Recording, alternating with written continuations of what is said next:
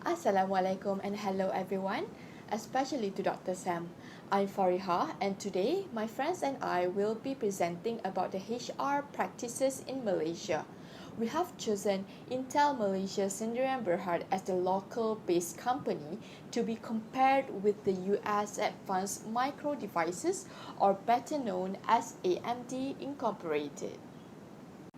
The HR chapters that we'll be covering today are organizational culture, payment systems and working hours, managing performance appraisal, benefits and rewards, as well as productivity and commitment.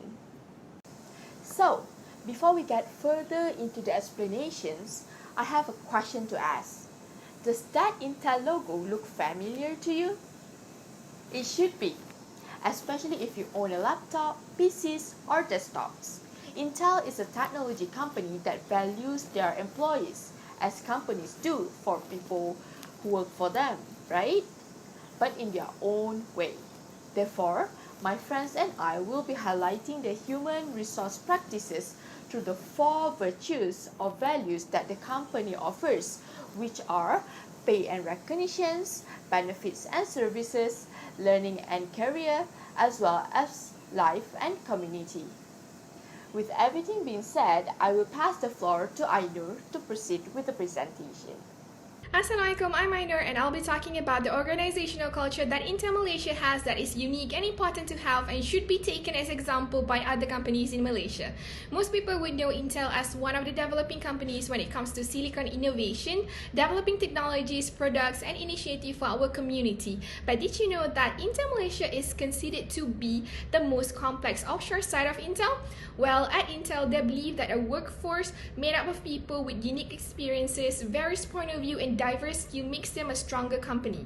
Intel ground base is to seek and attract best talent, and once you're in Intel, rest assured that every employee has the opportunities to thrive and achieve their goals without cultural, gender or racial barrier to impede their progress. To prove this, Intel has been nominated twice and snatched 2 gold prizes for Best In-House Recruitment Team and Best Diversity and Inclusion Strategies for the Asia Recruitment Awards, also placing them at number 11 at Malaysia's 100 leading and graduate employers at 2016. In general, Intel also vouched for increasing the representation of women and underrepresented minorities. Intel also invested millions on diverse entrepreneurs, online anti-harassment initiative, and spending on diverse suppliers. In addition, Intel also published detailed workforce data, which include both gender for everyone to see. Okay, now let me tell you the comparison between Intel Malaysia and US AMD Incorporation has with each other. On Intel, based on their recruitment and also leadership, both of it they practice and perform their ambition to achieve equal opportunities to all gender, and they also seek and attract all talents without no boundaries. And in 2016, they aim to seek more people of culture as their employee, and they wanted to make sure that half of the higher management consists of female, which is 50%. And as in 2020, they almost achieved it by having 45% female workers on their higher management. On AMD, on the recruitment and leadership, though they have the same kind of aim, which is to provide equal opportunities to all gender and race. However, they have less than 20% female worker as in 2020, and they also receive more than 80% worker survey that describe the discomfort working in such patriarchal organization, and they hope for changes soon. Next will be my friend to continue for another comparison between the same company with the US AMD Incorporation on a different base. Assalamualaikum and greetings. My name is Nur Rosdiana and I will proceed with the next chapter, which is payment systems and working hours. In Intel, the employees are paid on a monthly basis. So this is called the time-related wage system, where employees receive their salaries at a fixed date of the month. However, the amount of salaries they receive may vary from time to time, as the base pay in Intel is being monitored based on the market demand and individual results. Now, for the working hours, according to my own research from the reviews of the employees themselves, the administrative positions such as managers and executives typically work during office hours from 8 a.m. to 5 p.m., while lower positions like technicians are required to work in a double-day shift for 12 hours. Lastly, Intel really holds a special place in the hearts of the employees for their flexi time. They have this policy in which employees are free to come to work at any day of the week or any amount of hours as long as their KPI is fulfilled and delivered. Now moving on to the next chapter, employee performance management. So the main way that Intel motivates their employees is by giving rewards. Now please don't get confused with the benefits and rewards chapter because these are more towards boosting employees' motivation to keep up a high performance. So we're going to look at them one by one. Firstly, Intel provides annually and quarterly bonuses for eligible employees where they receive 5 payouts per year. Secondly, for your information, Intel is actually very well known for their recognitions and awards. So this is actually a part of their employee performance strategy. So the best performing employees would get awarded, and this acts as a way to boost other employees' motivation to strive for the best of the best. And lastly, in Intel, there is a global performance-based program called the Stocks Program, where it allows eligible employees to participate and receive special discounts whenever they want to buy Intel stocks. Alright. Now, to compare between Intel Malaysia and US AMD, there is not much difference in the payment systems between US AMD and Intel Malaysia, as both of these companies use time-related wage system to pay their employee salaries.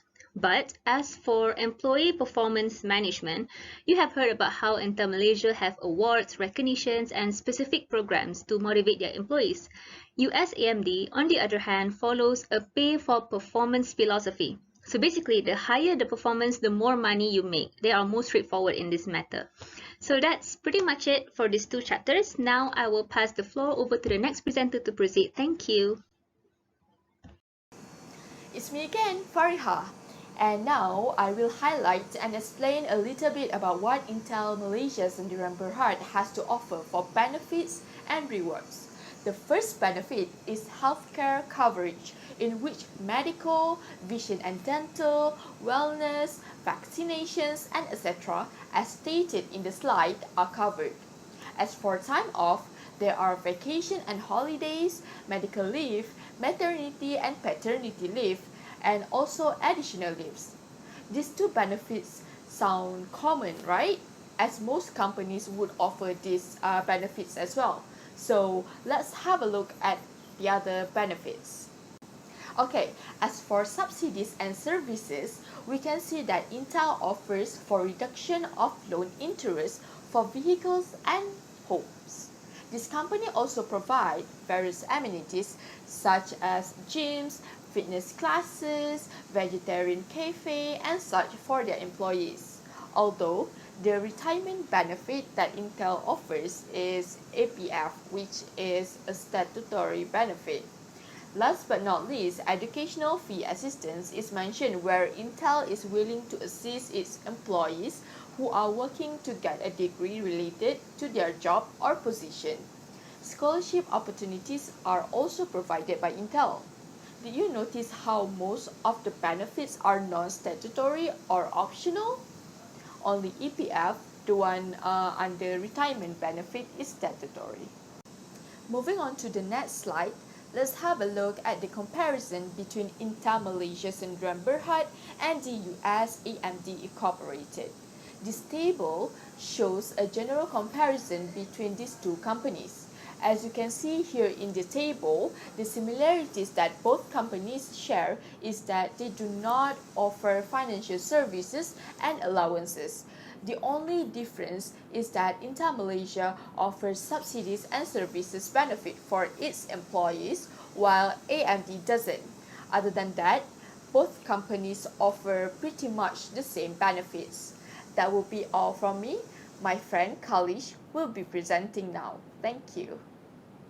Hi, Assalamualaikum. My name is Khalish Diyana and I'm going to present on productivity and commitment. So as you can see, these are things that Intel offers to their employees. So they offer training programs to improve their employees' skills and capabilities. They also give rewards and recognitions to motivate their employees' working performance. They also have productivity through CSR programs. AMD, on their hand, they have talent competition, they conducted a survey, and they have engaging through employee resource groups, ERGs. So they have quite the same things with Intel in terms of the training programs and the rewards and recognitions to the high performers and to the employees that exhibit continuous improvement. But one thing that I think is interesting is that they have the ERGs, which is part of the company's culture. So we know that with these existing organizations, the productivity is guaranteed. And we know that all of the employees across the globe will not feel left behind, regardless of their background, regardless of their gender, their beliefs, their religion, their culture, and etc. So, moving on to comparing Intel Malaysia versus US AMD, because they have quite the same things. So the only thing that differs AMD and Intel is that we know that AMD fulfills employees' overall satisfaction, and they encourages teamwork towards the same goals. Why do I say that? So, as I've mentioned earlier, AMD conducted a survey. A survey is one of the key elements in ensuring the company's success. So when a company conducted a survey, we know that there are two ways communication.